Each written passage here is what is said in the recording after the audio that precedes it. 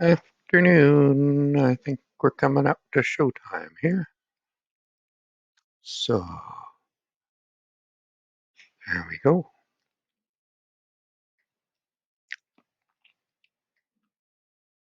Mm, mm, mm. Hmm.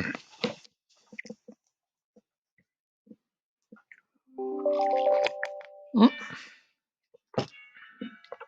I guess it is showtime. So I think there's a few people out there.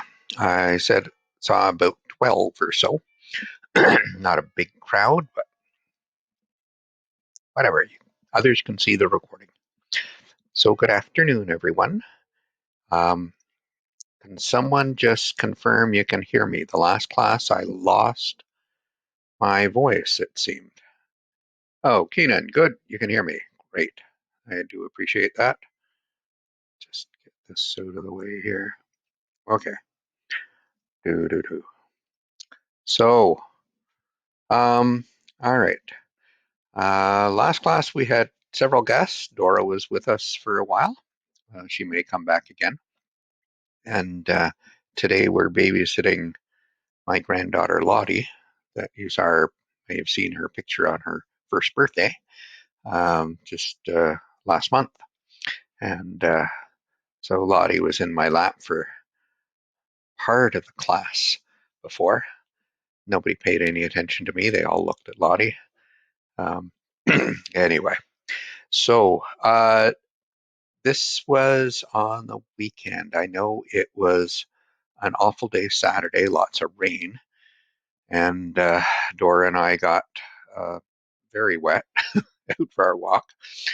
She doesn't care if it's raining or not. Well, she does care a little bit, but still the walk is the priority. But yesterday was a spectacular day.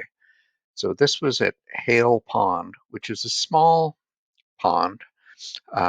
It's around, there's all kinds of homes and that sort of thing around it. It's up by Northwest Arm Drive. And on the other side is Withrod Lake, and beyond Withrod Lake is Long Lake. So if you're familiar with the Long Lake Provincial Park, that is between St. Margaret's Bay Road and Northwest Arm Drive and towards Spryfield. That This is a little pond that's just on the other side of Northwest Arm Drive. And Dora likes it up there. It's just a short walk from our house. We are fortunate that we go uphill.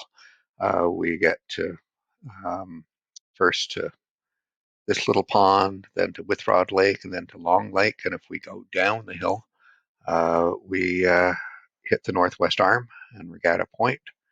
And if I want to take a long walk, then I can get over to Frog Pond and the Dingle Park, and a new park that just opened that's around Williams Lake. There's so many of these nice places to go.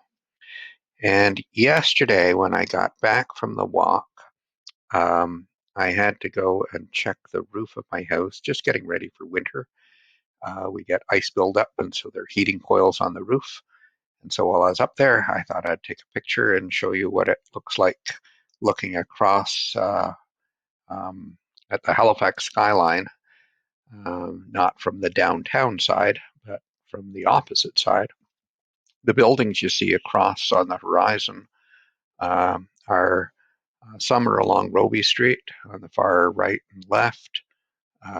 Some are on South Park Street, where the Lord Nelson Hotel and several apartment buildings have gone up.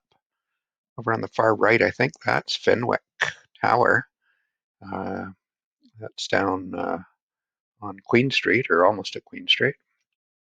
Um, but on the other side there, everything goes downhill, and so you can't see the downtown section of buildings. So if you see high rises in the downtown, those actually on this side of Citadel Hill, you can't actually see any of them.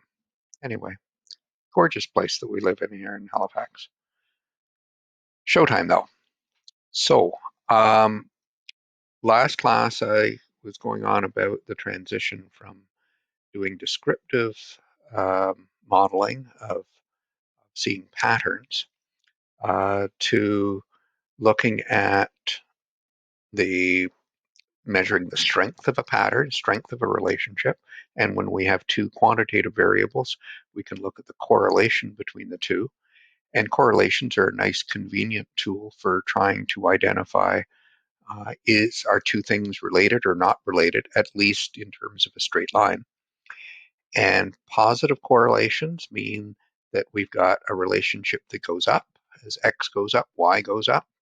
And if it's a negative correlation, it just means that as x goes up, y goes down, like a demand function has a negative relationship. As quantity goes up, price goes down, or as price goes up, quantity goes down, that type of thing. That the correlations are just a number. We have a number that gives us an indicator, and +1 means it's a very strong positive, -1 a very strong negative relationship, and something in between means it's a weaker relationship. So as we go from -1, we're going from a strong negative relationship up to no relationship, and then at 0 and going up to +1, we're going from no relationship up to a strong positive one. But it's only straight line relationships that correlation measures. So with certain types of curves, you may be deceived by the correlation coefficient. It may be low when in fact the relationship's there, but it's not a straight line relationship. I'm sometimes skeptical with correlation coefficients. I do look at them and they are useful, but I get fooled by the numbers. And I think a lot of people get fooled by them because even if I've got a fairly high correlation, like around 0.7, I can still have a very noisy relationship. Noisy meaning that points are scattered all over the place. It is going up or it is going down, but there's still a huge amount of scatter around any line that you may want to draw through that. And because I've been fooled many times with correlation coefficients, I now try to carry a mental picture in my mind. And so when I see a correlation, I think of what's the picture look like? What's the scatter diagram look like? To help remind me that just because that correlation looks like a big number, positive or negative, that, like a -0.7 is a fairly strong relationship. In your quiz this last week, you were asked to pick the variable with the strongest relationship. And it turns out that was one that was percentage of renters, and it had a correlation of -0.43. In absolute terms, that correlation was still bigger than some of the others that were at 0.3 or 0.27 or something like that. Don't be thrown by the negative number. It's in absolute terms. The bigger the correlation, the stronger the relationship. But again, I like to have pictures to help me. But these aren't models per se. They're descriptions of what's going on, and some models are descriptions. But if we're trying to build a model to help predict credit card balance, then we're going to need some way of doing that, of taking those customer characteristics as input and having my balance prediction as an output to the model. So it comes into the box and goes out of the box. That and we're going to start out with models that are probably of a more familiar nature, ones that exist as a formula. So by a mathematical formula, that would be balance is a function of customer characteristics. And that could be a complicated formula. If you did Quant 1, you did those problems in finance, and you had a fairly complicated formula for working out the present value or future value of an annuity. If you wanted to work out what's your biweekly payment on your car loan, the formula for that it's messy. It's got fractions and exponents and all kinds of stuff in it. That's a complicated formula that uses three variables, that how big the loan is, how many years you're taking out the loan for, what the interest rate is, and those are inputs, and then it gave you your biweekly payment as an output. But we also had very simple formulas. If you did break-even analysis, you had a cost formula that had a fixed cost, a variable cost, and you just give it how many units do you want to make. We'll tell you what the total cost is going to be. It was a simple straight line formula. Generally, when we're building formulas, unless you've got a good theoretical understanding of things that you can propose a particular formula, if you're just trying to find a formula for a function that fits through a scatter plot, and you have no real theory here, you just have some thoughts about what may affect credit card balances, that you think credit rating might affect credit card balance, or income might affect credit card balance, but you have no sense of what the formula might look like. In that case, then start out as simple as you can. That uh, start with the simplest model, fit it to your scatter, and then if the model isn't good enough for you, try to find some way to improve it, and maybe put something else in it, and then look at it, and is it good enough? And if not, then add more complexity to it. But don't throw in complexity when it isn't really needed.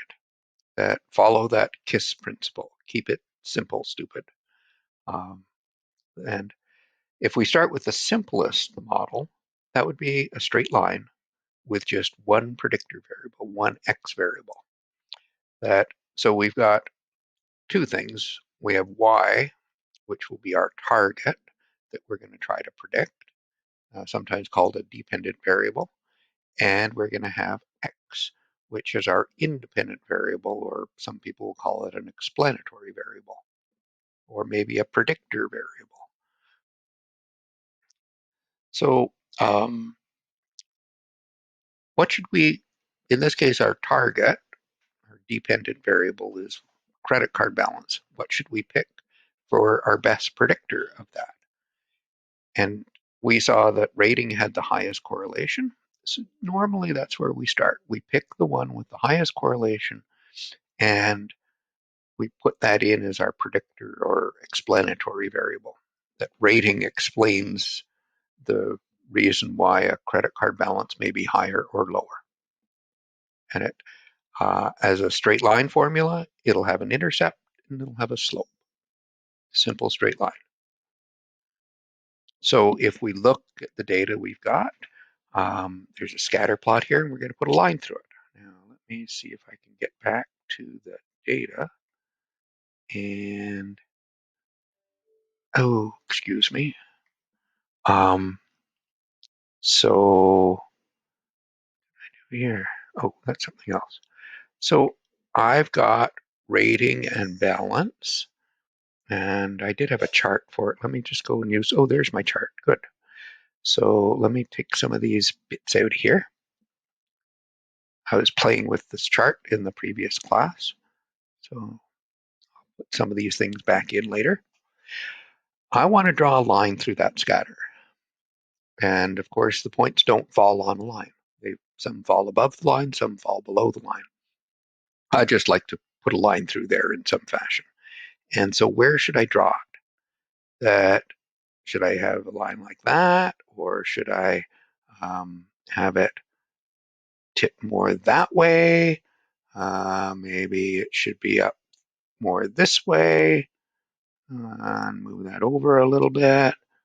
Is that a good line? What's a good line? I can draw all kinds of lines through there. That I'd like it through the middle of the scatter, but we've already seen there's the mean, there's the median, different measures of the middle. I'd like it in the middle of here. I want it in the middle of this. I want it in the middle of this. And so it may fit better in some spots than other spots. What should be that best line? Maybe it looks something like this. Let me move it up a little bit. Maybe about like that. Would that be a good line? I don't know. How do you make a decision as to what's a good line? Well,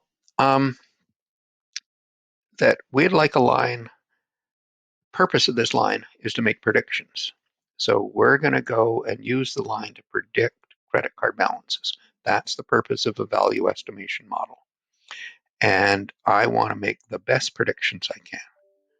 So when thinking of predictions and best, well, what would be a bad prediction? A bad prediction is one that's far away from what actually happened. So I go back here, and so here's my line that I've got here, and here's the scatter. And if I look at how good that line is, let's see if I can draw some other lines in here. So my purpose, so let's suppose I've got a credit card, I've got a rating of 500. So here's my prediction. Whoops.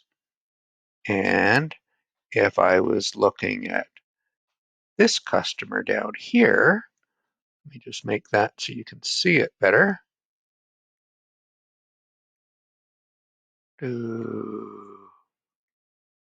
Here. So here was my prediction. Here was the customer. Whoa, my prediction was far too high. That suppose I look at another customer, say over here. Here's another customer that, oh, my prediction was for this one just a little bit too low. Balanced, but those are pretty big errors. Let me just look at another one. Here's someone with a somewhat higher rating, but for whom I made a great prediction. It was just off by a little bit. Oops, excuse me. Oh, now I'm moving my line. Don't want to do that. Move this guy. Oh, doesn't want to go that way. You might ask that why am I drawing straight lines that go up and down? Why wouldn't I draw a line like if I was trying to forecast down here at this guy? Why didn't I have a line that looked like this, that's perpendicular? That point is closer to the line that way than it is this way. Why am I taking such a long distance? Or why did I go up? Whoops, excuse me. When I could have gone across. Maybe that's the distance I should be measuring. So I want points. I want my line to be close to the points. I saw a fellow years ago, a long time ago. He made his line closer to the points by just taking this line and um, he made his line fatter. Now, if you can, that's as fat as I can make it. But um, he just drew a really, really fat line, so it laid on top of all the points. No, how do we decide? Do we go up and down? Do we go in this sort of diagonal fashion? Do we go left and right? Our objective is to predict balance. So here's my prediction. Here's what actually happened. So the vertical distance is the distance I should look at. It's the error in my prediction. This is not the error in my prediction because I didn't predict way over here and I didn't predict over here. Okay. What I predicted was up there. So that's the distance I should be measuring. So take these guys out. So I've got these vertical distances and I would like them to be smaller. And some of the points are very, very close. The gaps aren't that big, these ones here and these ones. But some of them, look at this guy. That's huge distance up and down. This one, big, big distance. This one, that's a pretty big distance. So there are some where the distance is very large and some where it's very, very small. How do we deal with that? Some of our predictions are good, some are not. So it's just illustrating, here's 7 points and a line drawn through them. And you see some of the gaps are small, some of them are large, some are errors on the above and some are errors below, so that they all maybe balance out. Trying to decide, is that a good line or not, we should be looking at um, what's the impact of making a mistake? Are some mistakes more important than other mistakes? If you make a small mistake, often if you make a small mistake, nobody notices, so it can't be a big deal. But big mistakes, people notice. Big mistakes, you lose your job over. Little ones, yeah, they slough them off. It's the same thing with forecasting. If you made a really big error in your forecast, then there can be devastating consequences to it. Far more than if you made 100 little mistakes. So um, that maybe the penalty, the cost to us, isn't a straight line relationship in terms of the cost of an error. It just increases and it goes up in this fashion. Maybe those big errors should be given a much, much bigger penalty, and the small ones, we should give them a smaller penalty and weight them in that fashion. I've drawn it here as a curve type of relationship between them that discounts small ones but adds a big penalty to big ones. And if I kept going up, this thing would go zoom way up high, and this one might go just at the same sort of incremental sort of thing. The two lines that I have here, one is a straight line, the other one is a quadratic. It's saying that if an error of 2 isn't twice as big as an error of 1, but it's 4 times as bad, that an error of 10 isn't 10 times as bad as an error of, an error of 10 compared to an error of 1 isn't just 10 times worse. It's 100 times worse. It's the square of that error. That that's a way of weighting it. It's a simple way. There's nothing magical about squaring things, but it is a simple method of doing it. It also has the effect that if I just took my prediction was a balance of $600, the actual was $500, the difference is minus 100. If in another case I predicted 600 and the actual was 700, the error is plus 100. That the when do I care if it's negative or positive? In the previous picture, I didn't. I made negative errors and positive errors equally important. That uh, that's what I've drawn there. It shows absolute value. So that if the error that I had in my prediction was a negative number, I just took the negative away. Squaring has the benefit of when you square the difference, negatives become positives. Everything is positive. And mathematicians love squares. They make so much of their work easier. So it does have the effect of really penalizing big errors, but it also turns out to have some nice theory, some nice math associated with it. And it is the most widely used measure for penalty. And they find the error, the line that minimizes the, sorry, there's a typo there. It should be just mean squared error. That I want, on average, give me the smallest squared error. So, as I said, it's mean squared error, and often abbreviated as MSE. Uh, and it minimizes, what you do is take each of the predictions, compare them to the actuals, square each of those, add them all up, average them out. Don't worry about the n minus 2. The and some will talk about this as the least squares line, or ordinary least squares is the description to this technique. There are other methods for finding the slope and intercept of the line that use other criteria for best. You could use absolute value. There's no reason you shouldn't. The math is messier. You have to use linear programming, stuff you may have done in Quant 1.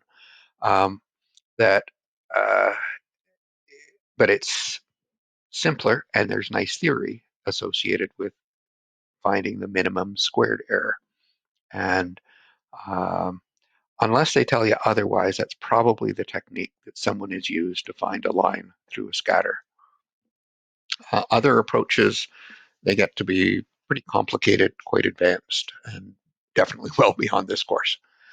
Um, if you were doing an intro stats course, this is the sort of method they would use in a stats course. So, sort of stocking of stats courses, I'll throw out notation for you, symbols they use, but these uh, approaches that they're the symbols and the like, I'm not going to be using heavily, but you should be aware of them. They will definitely, when you take statistics, this is the notation they will use. They will uh, invariably use Y as the thing you're trying to predict. X is the thing you're using to make the prediction. And they'll talk about a true line and an estimated line. So if I had the data on every customer that ever existed and what their ratings were and their balances were, I could come up with the true relationship between every credit card holder and their balance. And that equation would have a slope and an intercept. That's what beta 0 and beta 1 are.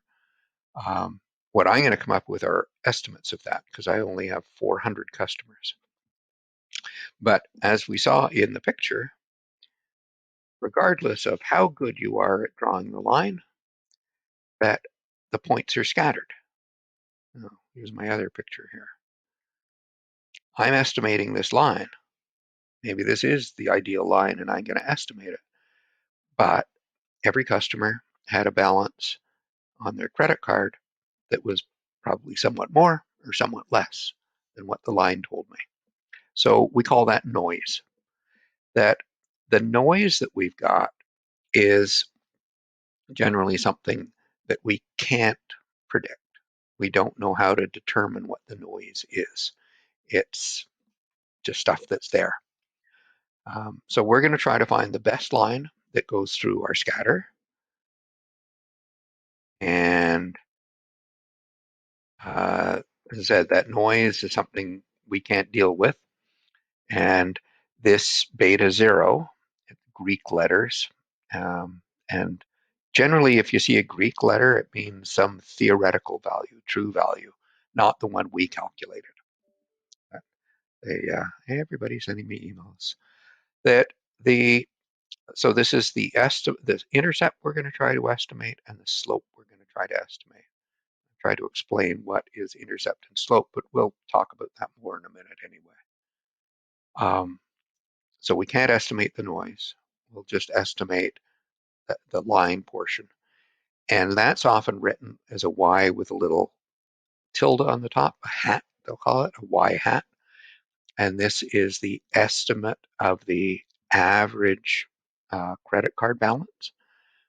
And this is my estimate of the intercept and my estimate of the slope. And this is the credit rating that I've got.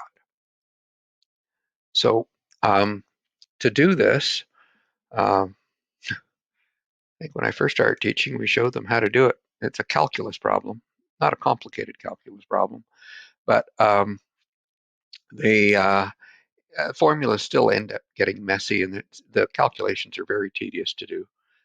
Nobody in their right mind does it, except they sometimes still do it in assignments in some courses like stats, maybe in an accounting course. Use Excel. That's what it's there for. It's a good tool for it. And Excel will quickly give us an estimate of this line and a bunch of other things that we'll talk about shortly. But just keep remembering, it isn't the true line. It's just an estimate of that relationship. And not only is it an estimate of the relationship, it's an estimate of the average. That it's the average of what customers with a certain rating will have as a balance. And we'll try to re-explain that again as we look at the estimates that we get. So we're going to do this in Excel, and I'm going to jump over to Excel. Here's the line I'm trying to estimate. And there are quick tricks for doing this. I wonder how good my line is. If you want to get it quickly, I didn't show this to the other class. If you go over to design and you look at quick layout, this is the cheater's method. You will see it has all kinds of different layouts for a scatter plot. And you'll notice that one of them over here has a line. So if you click on it, that is the best line. Let me just give it some color. Let me make it black and make it thick. Would you have guessed that was where it is? Yeah, I can make it big fat line with dots. That's the best line through the scatter. Here was my line that I was using. Oh, it moved my line over. That's not right. That's not fair. Mine should be over here. I had something that was more like this. And these lines as well were elsewhere, I guess. But trying to guess the best one is actually just using your eye. You can be easily deceived by certain things. This one supposedly is better. And let's see why. But this is the best line through it. So how did it get it? Well, went over here. This is my data. And I went up to data. I went to data analysis. And we've used descriptive stats. We've used histogram. We used correlation up here before. Now we're using one called regression. And I'm not going to bore you with where regression comes from. It has an interesting history. Anyway, so it asks for two things. Where is the y variable and where is the x variable? The y variable is balance. It's in column M from 1 up to 401. And the rating data is in column D from row 1 to row 401. That this is a carryover from last class where we did this. I keep the labels in this. So I know last time I was just talking about doing scatter diagrams. When I do scatter diagrams, I don't keep the labels because I've had trouble with Excel. When I'm doing data analysis, I keep the labels because it helps remind me what's what. But if you do, check labels and make sure all your variables have labels. Balance has a label, rating has a label. I generally put my output in a new worksheet because I don't like it messing up my data file. Although we'll may make some exceptions later when we do some other stuff with this. And later on, we're going to do some plots of things, and we'll look at those other sorts of things. For now, I'm just going to do this bit. And here's what I get. There. Okay, let me make it bigger so you can see. Oops, a little smaller. Get a lot of things, a lot of numbers. I just wanted a slope and an intercept. But it gives you a huge bunch of different things. There's basically three tables that it gives you. This one, that's abbreviated as ANOVA, it's called the analysis of variance table. You will use in statistics, but we have no use for it in this course. It's no help to us at all. Oop, it's gone. And that this table down below, it's got lots of stuff in it too. And some of it you will use possibly, well, definitely the t-stat and p-value you'll use in your stats course, and you might use some of the other, but for us right now, we don't want it.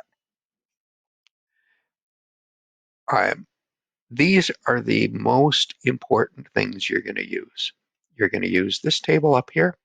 You're going to use this table down here.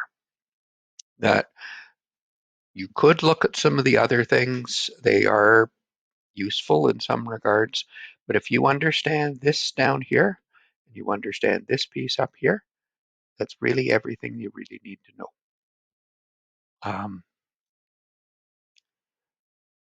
And I know a whole bunch of people who disagree with me. Anyway, here's what we've got. And let's go and start looking at these two tables. So, boom, I did that. I did that. This was the output that I got. And I'm going to start out looking at the bottom table here, the one with coefficient, standard error, that type of thing. And first, we're going to start out with the coefficients. These tell me what my model is.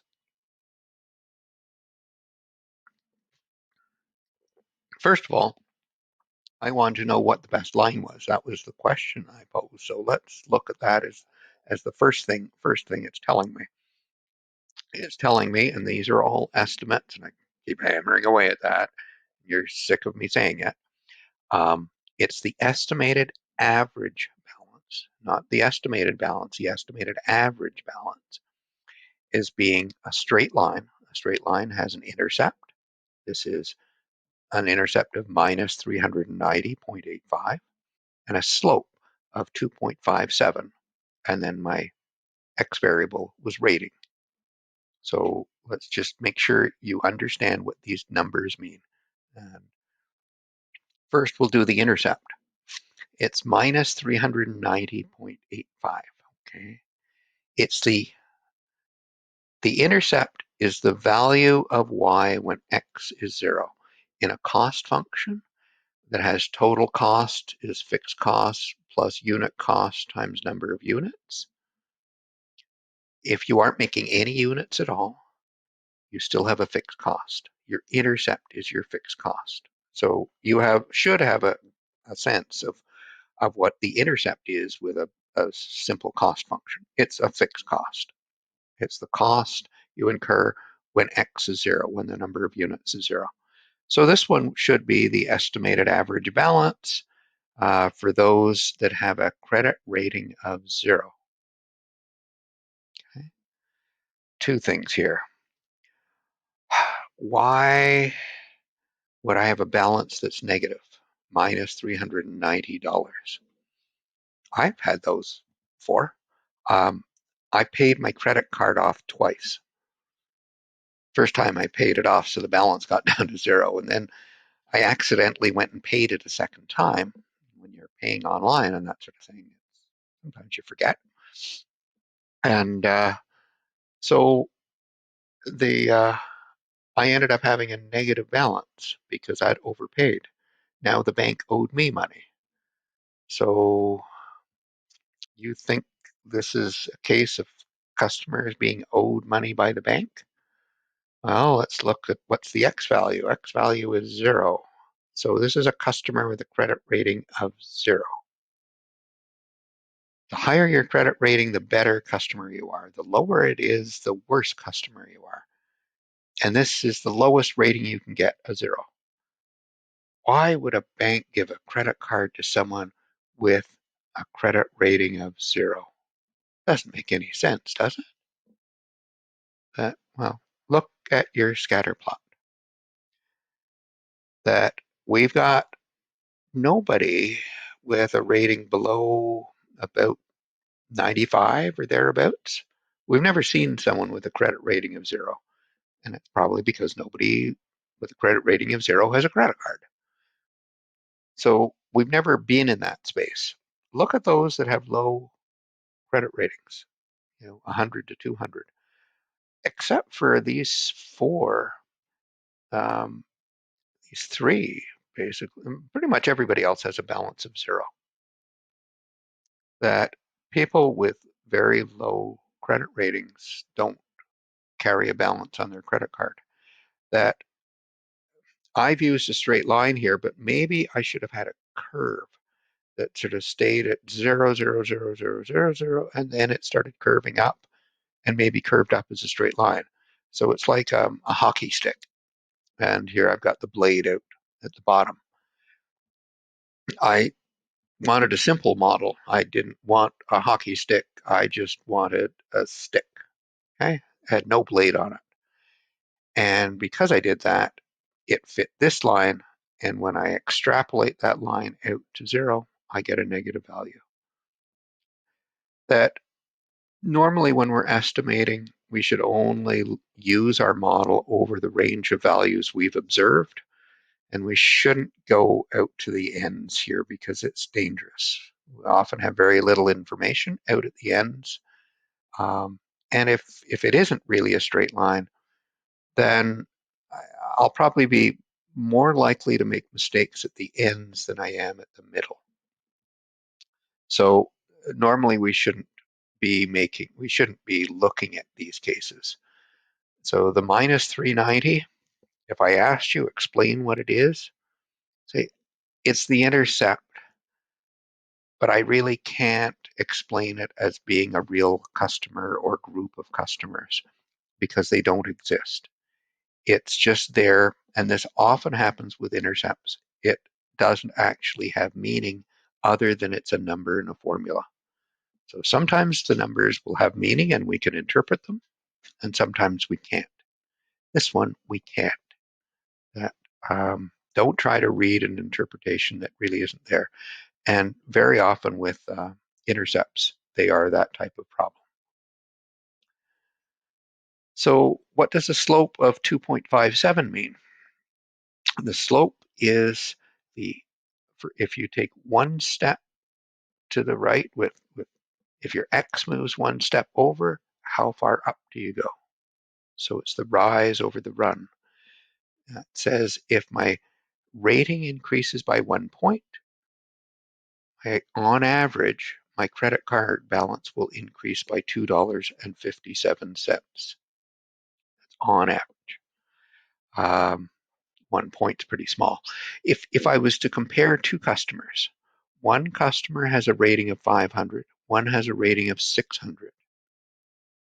How much different should I expect between them on average in their balances? And I'd say on average, their balances should differ by $257.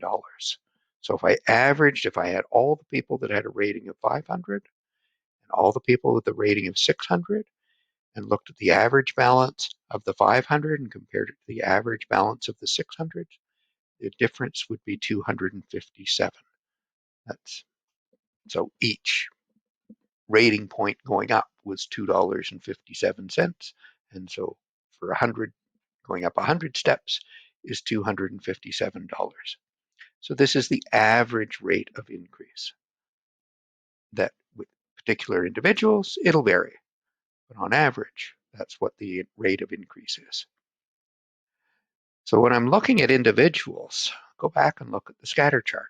So this is the correct line, not my hand-drawn one. And I looked at 500 as a credit rating, and I looked at what the average balance should be. Put it into my formula. I got $892. Okay, that's this spot here on the line. Then I looked at, well, what do customers look like that are around 500? I went from 480 to 520 arbitrarily, just picking that cluster around there. So some with a slightly lower rating, some with a slightly higher rating. I found 21 customers. I looked at their balances. I averaged them out. I got 893. Almost perfect estimate of the average. I was off by $1. Really, really good estimate of the average. But if I was looking at individuals, if my objective was not to estimate the average balance, but I've got a new customer, they've got a credit rating of 500, how much do you think they're going to borrow?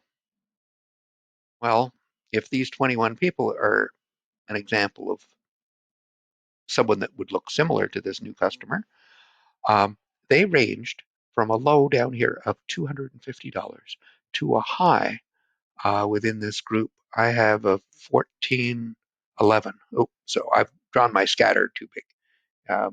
That within that narrow range I was looking at of 20 points either way. Here's the highest one, 411. There's the lowest one, 250. That's an awful lot of spread. There was a lot of variation among those customers.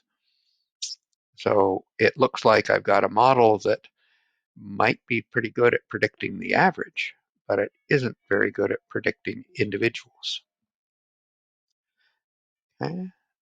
That now it may be before I jump and start looking at how good a model I've got, let me look at something else that was in that table that I didn't delete, and it's a standard error. And I'm a big one on standard error. That it's something that I think you should always be looking at in any type of analysis you do.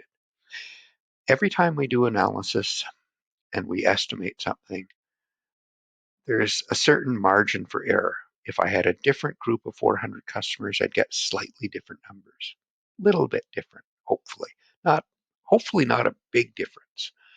But if I looked at a different group, I'll get a different answer. Um, so this margin for error issue is one that frequently comes up with opinion polls because you're only sampling 800 or 1,000 people. If I asked a different group of people, would I get really different answers or very similar answers? And so we think of margin for error. How big is the margin for error? Well, the margin for error you can get a sense of by looking at standard error and by using the empirical rule. The empirical rule will tell us that our estimate is, don't be surprised if your estimate is off by one standard error, but usually it should not be off by more than two. So if I was looking at the slope, the intercept I already said was a number that just didn't make any sense.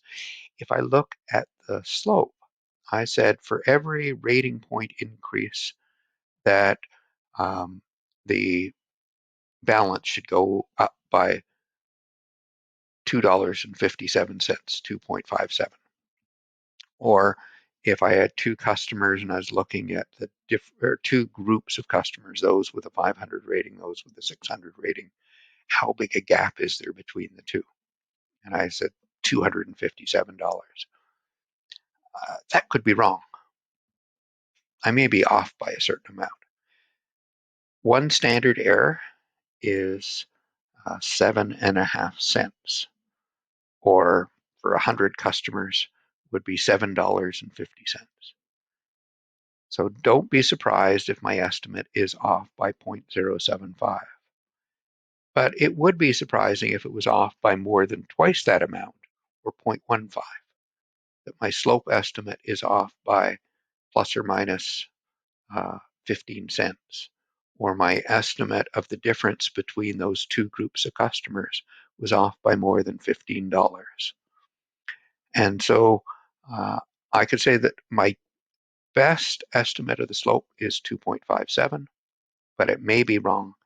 It could be as low as 2.42, or it could be as high as 2.72.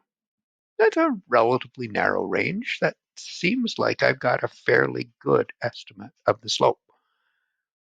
And if I was doing causal analysis and trying to estimate the impact of getting someone to improve their credit rating and what the change would be in their credit card balance, I think I can get a fairly accurate estimate of what the average impact is of changing that rating.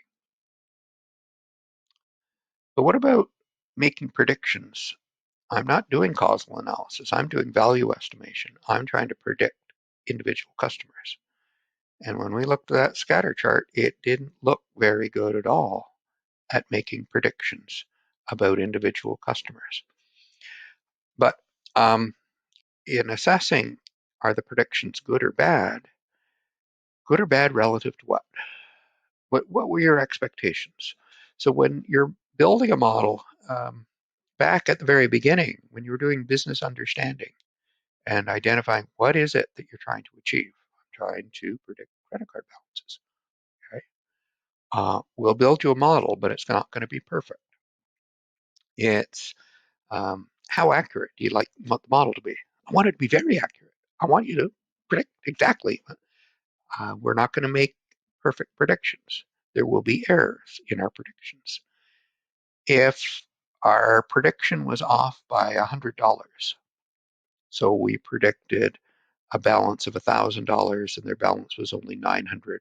Is that okay? It is? Oh, good. Suppose we were off by $250, that we predicted 1,000 and their balance was only 750. Is that all right? Can you live with errors of $250? Not really, but maybe. How about then $500? That would be easier for me to predict. The bigger the error, the easier it is to do the prediction. Um, that if I had a forecast of the weather and it was, it's going to be cloudy with sunny periods, that possibility of rain, possibility of thunder showers, or it could snow. My forecast is right almost all the time. Um, but it's a pretty useless forecast because it's not telling me what the weather's going to be. Um, so uh, you need to define what success is so that you don't put in too much effort in building the model, but you make sure you put enough effort in, or you can decide, is the model meeting my expectations or not? So success should be defined at the beginning, and success should be built around looking at the consequences of those errors. And if the consequences are relatively small, then you can tolerate that kind of error. If the consequences are going to be very big, then you shouldn't tolerate that type of error. So defining success also involves um, defining what are the consequences of making mistakes. And those are things you should be defining at the outset, because we've got to evaluate, do we have a satisfactory result or not? And you may have to change your expectations, but it, um, you should have something at the beginning in that regard. So this is where the first table comes into play. And there are two numbers within it that are useful to look at. First one is a standard error again, and that the standard error is for the overall model predictions. So this one says that my predictions could easily be off by $232. That's what the standard error is. And that, so if I use this model and I'm not predicting the average balance of all customers with a certain rating, but I'm looking at a specific customer, rating of 500. Yes, you predicted their balance will be just under $900. How accurate will that prediction be? That should I expect it to be close to $900 or far away? Well, if I'm using empirical rule, I'd say don't be surprised if that prediction is off by $232, more or less. But the good news is it's very unlikely that prediction will be off by more than $464.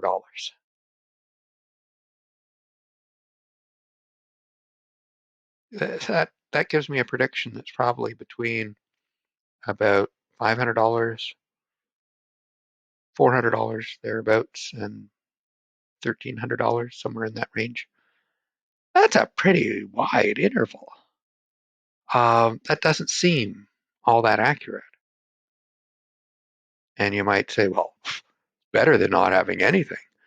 Those balances where people had were between 0 and 1,500. Someone had $2,000 balance. There was a lot of scatter, and so without my model, you'd be off by even more potentially. That if you look at your scatter chart, here's what I'm saying is that I think I might be off by $464 either way, but that's pretty wide. And it's because we've got a fairly wide scatter around the line.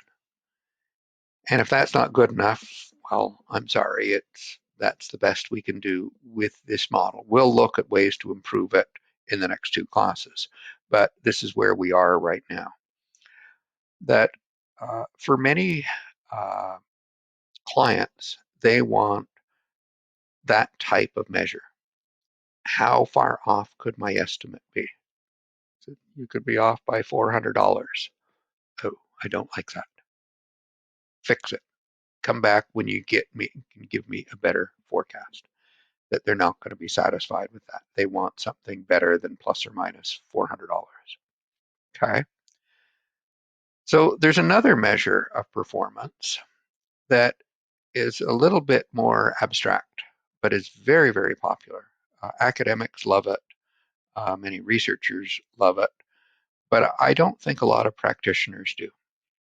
But you've got to be aware of this because you'll see a lot of it. It's thrown out at you all the time, and I have difficulty telling, determining is this useful to me or not. Uh, a lot of us just call it R squared, and on your output it was called R squared. It was there, R squared, 0.745848. Generally, you can ignore this one. Um, this one here for big samples is almost the same as that one. They only differ if I've got a very, very small sample. Um, though some people will talk about adjusted R squared. Same thing. Look at these guys. They differ in the fourth decimal place. And that's usually the case when you've got a reasonable size data set. So what is it though? So it is a indication of how good or how bad your predictions were if you didn't have the model.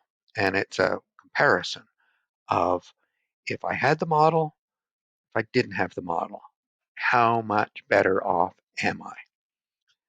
That if you didn't have the model, what would be your prediction of the person's balance? Well, here's my scatter. It seems to be concentrated around maybe 1,000, 900 to 1,000. So if I didn't know the customer's rating, and if I didn't know is this a good customer or a bad customer or anything like that, I might say, I think around 1,000. And that wouldn't be a very good prediction if they were down here, where we would get a value much closer to, 0 to 500. Or if they were a really good customer, where we'd say, oh, I think it's between 1,500 and 2,000. That may be okay for people in the middle, but, is that really good? So, um, and we could look at, on average, how bad are the predictions? So what we could do, remember we're looking at prediction minus actual, and we're squaring it because we're penalizing big mistakes. So I could have the total squared error with the model and the total squared error without the model. If you want the average and the average, you can do that, but you're dividing by the same thing. So squared error with the model, squared error without the model. And how much smaller is that? So if the squared error with the model was quite small compared to without the model, that ratio is going to be very small. I've cut it down to 1/4 or a third or 10%. If I subtract that from 1, what do you get? So that instead of the percentage reduction, it's what's the percentage left. And R square is a measure of what is the percentage of the error that you've been able to eliminate? Have you been able to cut out? You've been able to reduce. And the common language that's used around this is how much variation in Y, how much variation in card balances have you been able to explain? We know that it varies from customer to customer. We want to know why, and can we come up with a good explanation? And we're saying, well, it varies because there's some good customers and some bad customers. And if I take into account how good a customer it is, then I can reduce the variation by 75%. I can explain 75% of the variation. Now, remember again, that's squared deviations, squared differences. Um, Sounds good, doesn't it? You've been able to explain 75% of the variation among customers. Sounds really, really, really good. Um, there's variation up and down. There's a lot of variation from the high to the low and so on. And now I've got variation around a line. And it's smaller than just variation top to bottom here. 75% of it has been eliminated? Really? Doesn't look like it. It's in part the way it's calculated and the fact we're using squared error and all that type of thing. It's sort of like correlation. Correlation can look really big, but it looks like it's not a really strong pattern. Remember, this one had a high correlation. That very high correlation. It was 0.86 or something like that, which sounded really good, but it doesn't look that great here at all. R squares um, that I find like high correlations, high R squares give me um, a misleading answer. They make me think my results are going to be a lot better than they turn out to be. When I go and apply this and make predictions, um, R square um, has misled me too many times. And so that's probably why I'm not all that excited about it. I want to know, how far off am I going to be? It's not, like if I was saying that out of 100, you got a 75%, that's a B. Hey, that's a good grade. That the uh, does that picture, that line, used now to predict credit card balances, would you give that person that's making the predictions a grade of B for the work they're doing? Look how far off they are in so many of their predictions. I don't know if I'd give them a B. That's what R square seems to be suggesting. So I don't like it. So trying to recap a lot of the things I've tried to hit you with today. Um, the regression function in the data analysis toolbox can be very useful. We've used it for building a simple linear regression model. We used ordinary least squares to do it. It will give us the coefficients of the model, and that equation reflects what's the average balance for a particular credit rating. And in this instance, it was quite good at, I think, estimating that average balance. And so if I was doing causal modeling, this might be a very useful model in explaining on average what happens. And so in practice, we've got different sorts of applications that we may be looking at. If it's value estimation, I'm not satisfied with the model, and we're going to try to make it better. If I was doing causal modeling and wanting to know what influences balances, I'd say, hey, this isn't too bad. It's giving me that uh, good indication of what the credit rating is doing to my balance. If I was doing classification, remember there's a whole bunch that had a balance of 0, and maybe that's who I want to go after. I want to know, why aren't they borrowing? That's a classification problem. Do you have a balance or do you not have a balance? Those zeros are probably the biggest problem with this model. They really mess me up. And if I took them out, I probably could do a somewhat better anyway. But they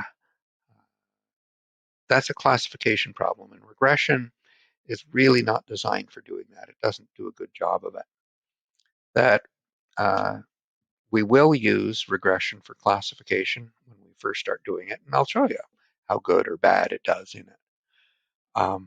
But remember, throughout even if you're doing causal modeling, coefficients are only estimates, and they could be off by a standard error, probably not by 2. And these are estimates. The predictions we're making of balances are, again, for average balances, and they are less than perfect. And they could easily be off by 1 standard error for the model. So we have different standard errors. Keep them straight in your head is sometimes hard. Um, that but your forecast shouldn't be off by more than 2 standard errors most of the time. But a lot of people like to use R-square. It is a very popular measure for measuring the fit of a model. How much is explained? I just don't like the language. I find it very deceptive. But that is what it is. That's what you'll see very frequently. What I want to do next is finding how to improve it. So there are different ways. We could go and say that, well, we've got other variables. Maybe income can help us improve our prediction. Maybe credit limit can help us improve the prediction. What are problems I can encounter by adding more variables in there? What sequence should I add them in? What am I looking at here with them? And we'll look at some of the different issues that start to arise as you add variables. And sometimes you get unexpected results. Some problems arise that it's not because you did anything wrong, but it's not as straightforward as you might hope for. This data here, I'd said that it looked more like a hockey stick pattern. It actually has a bit of a squiggle to it. It's almost like an S or something. Maybe we should be using a curve, but in that case, what curve? There's so many curves to choose from. Straight lines are easy. There's only one straight line that fits between 2 points. There's only one best straight line through a scatter, but there's a million different curves you can put through a scatter. What do we do there? And do we really want to add that complexity of a curve? Why should we? And that we also have other variables, such as what the person's gender is. Are they married? Maybe. What their ethnicity is? Oh, probably not. Whether they're a student, that might be interesting. There might be something there.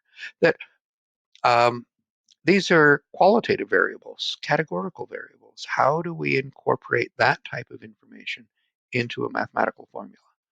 So over the next 2 classes, we will explore processes for adding complexity to a model, and in that fashion, trying to improve the quality of the predictions that come with the model. And that'll take us to the end of value estimation and set us up for then getting into classification models.